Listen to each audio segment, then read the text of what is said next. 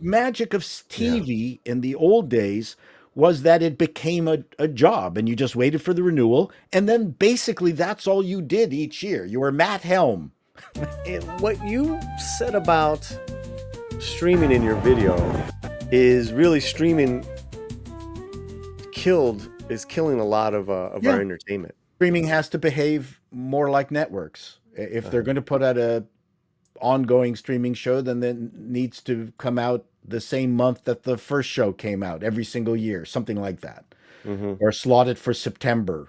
Uh, Mm. Again, there's that natural excitement for a lot of us who were reading our TV guides that every September all these shows came out that were competing against each other. And the difference with streaming is that you don't really have to worry about the fact that you missed the very first show because you know that it's going to go on and it's going to be made available. But there's no excitement anymore because it's just nonstop product being thrown at us all through the year. That hiatus of the summer reruns, that was a phenomenal accidental invention because then there was that show you never watched during the season, but then okay, well let's give it a try during the summer season, and we don't have a hiatus anymore. We are being we are under siege with new stuff constantly. Mm-hmm. And then you wait 2 years for the next version of a show that you actually liked. It's very undisciplined. It makes no sense. It's ruined. You need people want consistency and repetition. And it's actually from that perspective too. The streaming series shows don't really know how to do rinse and repeat. And I would even say this with Daredevil. Daredevil, the Disney version. Mm-hmm. Um, it would have been nice if it just was every week. It was the bad guy of the week, and then have Fisk as kind of an arc over top of a longer stretch of the shows. But even The Sopranos had more of this is every even those shows were connected. They very much worked like a TV show where there was a complete and finished story every single episode. And the streamers just want to stay away from it. They're trying to unravel a 5 hour movie over multiple shows. And I think we have a proven method as it relates to what the networks are doing, which is one of the reasons why the streamers, if you take a look at the top shows in the Disney top 10, most of them are all series that were produced by Fox. There is something unique about the of what the networks were capable of doing, creating 24 shows a year. Yeah, because of that, you didn't have the same kind of production values. You didn't try to turn them into movies. But again, people want comfort food. They want repetition. They want just a slight change every single show. They don't want to see a massive story change every single show. That's not why they're watching TV. Um, Game of Thrones was actually very good with setting up kind of a similar rhythm every single show, especially with Joffrey. I mean, Joffrey, I think, was really the key to Game of Thrones because you just hated the fucker. Right. Well, it seems that HBO still understands that magic. I think so. Say what you want about the shows themselves, but Last of Us, House of Dragon, the White Lotus right now is the current one that people are talking about with anticipation for the next episode, the next episode.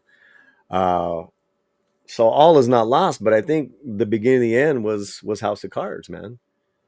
On And on Netflix. yeah, and the dump. Yeah, I don't think the dump works. Dump's terrible. The dump I is think so too. the dump is terrible because and I had talked with Tom of Midnight's Edge about this as well. Was when you have a hot property like a Cobra Kai, and the anticipation is, oh, it's dropping August 1st, but the whole eight episodes dumps, and after a day or two, no one's talking about it. It's done. Oh, Whereas, you know, why not? This is one of the biggest. It was one of their biggest hits, like Wednesday. It was one of their biggest hits. Wouldn't you want to drop a new episode, a week for 2 months if you have eight episodes? well, it depends if the show's good or not. Disney does not do the dump. They do the weekly Disney's doing presentation, it, correct? but it doesn't help if the shows suck. Right. Well, that's a different that's a different argument because it's got to be quality. You're absolutely right. Yeah. And Cobra, they kind of got that at the very end with Cobra Kai, and they split up 15 episodes over three different drops. Five, a couple months later, five, a couple months later, five. It, Yep. I think it was a little too late, but it was already the final season. But the last few episodes of Cobra Kai were great. Um, And good shows can be done. I mean, if you take a look mhm, at Hill Street Blues, mhm, that's the fact that they did more than 20 episodes of that every single year, these 1 hour shows with this massive cast mhm, and the quality of the scripts, it was staggering. So it can be done. Yeah, you burn out an awful lot of people, but mhm, mhm. why is it that these are the most popular shows on streaming? Because they have a rinse and repeat kind of quality to them. You want comfort food. You don't want to see something different every single week. That's not why you tune in. And again, I think HBO really knows this, knows how to do it, is doing Yeah, it well. Because what it'll do is that it programs uh, throughout the whole year. There's always a new show of quality being released, and then there's a little overlap. So right now it's Righteous Gemstones and White Lotus. It's going to overlap with the start of The Last of Us, sure. No, that which kind of makes. go ahead, go I'm ahead. I'm scared of the next Last of Us. I liked the first season. Sure, sure, but as an executive, how do you roll with it and be creative and get new people in? I mean, what do you think? Is it because you said in your video like it might be too late? The behavior's already there. Yeah. One of the problems too with the streaming model, and they're doing so few shows, is one of the reasons that you don't Mhm. see the next show for two, maybe like let's say 2 years that it's that's bad, and 3 years later, is that Mhm. you're not doing enough shows to keep the people occupied as a job. One of the nice things that TV did when you've got 20 Mm. 24 episodes a year, you basically have kept Mhm. the crew together, and Yeah. then if for that for essentially the entire year, because you need to take that break, Yeah. and then they go, okay, you've been renewed, and you learn the renewal early enough that you know you're going to work. So a television series is more like going to the office. It's you're not just doing 6 shows and then going, oh fuck, I gotta now scramble. Now Mm. you land another job, and now they want Pedro Pascal back for the next version of The Last of Us, but he says I'm committed for two other series, so you're not going to get me until season 3 or until year 3. I mean, it's one of the reasons why you just can't do 6 shows and then tell everyone, yeah, you got to not do nothing. You got to can't do anything because we might do the next series in another year. They're not going to do that. You can't hold on to people unless you pay them, a vast amount of money. So the magic of Yeah. TV in the old days was that it became a job, and you just waited for the renewal, and then basically that's all you did each year. You were Matt Helm. You know? Well, you were also contracted for that show. You don't go and Correct. do another show. Let's talk about the talent, right? Right. In about 10, 15 years ago, again, House of Cards broke everything where movie stars started doing television, Yep. and that really has really killed it for a lot of actors.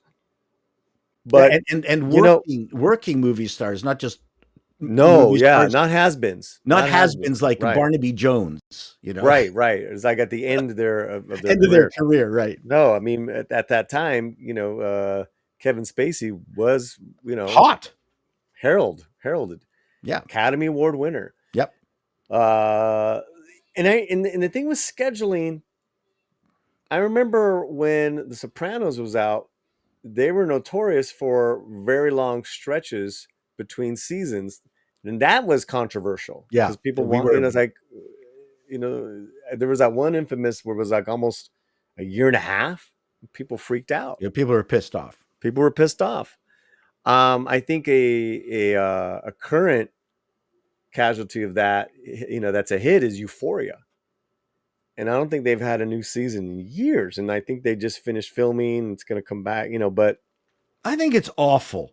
You mm-hmm, got to find a way to stop that. mm-hmm, I don't know what the solution is with doing so few shows. As I discussed, it's hard to put someone on contract if mm, you're only giving them 6 episodes a year. right, right, yeah. I mean, how are you going to tell Jen Ortega, hey, you can't go do Beetlejuice, you can't Right. go do Death of a Unicorn because you got to do another season of television?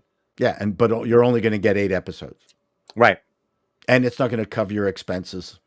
right. You're Zendaya, you're Sydney Sweeney. You got to do another season of Euphoria. You can't do your blockbuster movies. Yeah, right. That's right. But see, this is an unfortunate casualty is the TV star. Yep. I You hate. know? I absolutely hate that aspect of streaming. Yeah. HBO was pretty good in that it was also a cable. It's a cable channel, so you saw Mm-hmm. the show at a specific time every single week. It Mm-hmm. was more like a TV, more like over the air TV, right?